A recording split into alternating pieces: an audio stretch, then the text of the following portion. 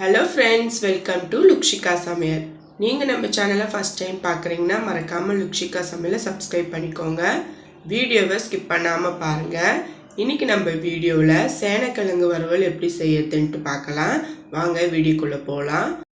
நான் 1/4 கிலோ சேனக்கிழங்கு எடுத்துர்க்கேங்க.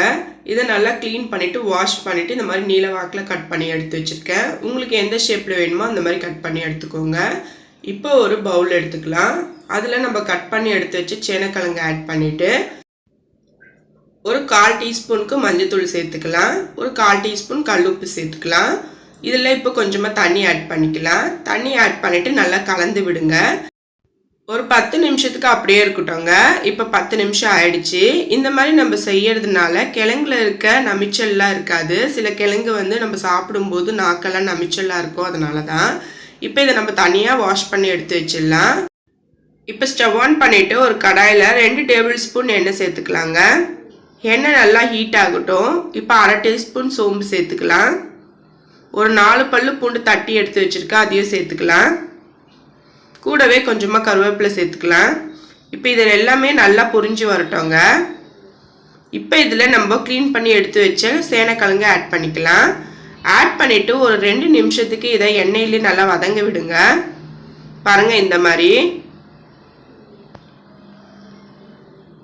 நல்லா வதங்க விட்டுட்டு ஒரு 5 நிமிஷத்துக்கு அப்படியே இருக்கட்டும்ங்க. கலந்து விடுங்க. இப்போ ஒரு 5 நிமிஷம் ஆயிடுச்சு. நம்ம இப்போ மசாலாலாம் சேர்த்துக்கலாம். ஸ்டவ்வை வந்து மீடியம் ஃப்ளேம்ல வச்சுக்கோங்க. 1/2 டீஸ்பூன் உப்பு, 1/4 டீஸ்பூன் மஞ்சள் தூள், 2 டீஸ்பூனுக்கு குழம்பு மிளகாய் தூள் சேர்த்துருக்கேங்க. ஸ்டவ்வை சிம்ல வச்சே செய்யுங்க. இப்போ இந்த மசாலா கூட இந்த சேனக்கிழங்கு நல்லா கலந்து விடுங்க. கலந்து விட்டுட்டு க்ளோஸ் பண்ணிட்டு ஒரு 10 நிமிஷத்துக்கு நம்ம கிழங்க நல்லா வேக வச்சிடலாங்க. இது வந்து நடுவில் ஒரு 2 வாட்டி நல்லா கலந்து விடுங்க. அடிப்பிடிக்காம இருக்கும்.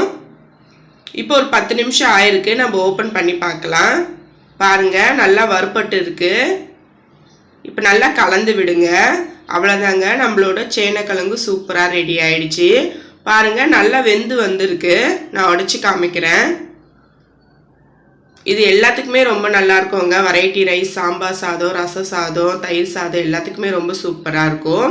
கண்டிப்பாக நீங்களும் இதே போல் ட்ரை பண்ணி பாருங்கள். ட்ரை பண்ணி பார்த்துட்டு எப்படி இருக்குன்னு எனக்கு கீழே கமெண்டில் சொல்லுங்கள். இந்த வீடியோ உங்களுக்கு பிடிச்சிருந்தா லைக் பண்ணுங்கள், ஷேர் பண்ணுங்கள். மறக்காமல் லுக்ஷிகா சமையலுக்கு சப்ஸ்கிரைப் பண்ணிக்கோங்க. நன்றி, வணக்கம்.